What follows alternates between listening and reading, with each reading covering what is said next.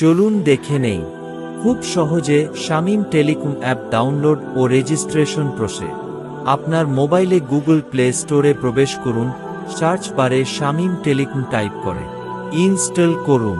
অ্যাপটি ওপেন করে register a new account এ ক্লিক করে আপনার নাম, mobile number, email, national ID নম্বর, ডেট অফ বার্থ ও পাসওয়ার্ড 6 সংখ্যার পাসওয়ার্ড দিতে হবে, 4 বা 5 সংখ্যার পিন নম্বর দিতে পারে।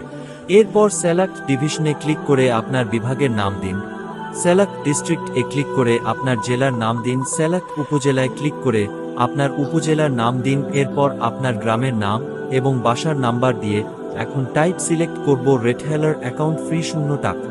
এরপর রেজিস্টার বাটন এ ক্লিক করলেই অ্যাকাউন্টের কাজ সম্পূর্ণ হয়ে যাবে।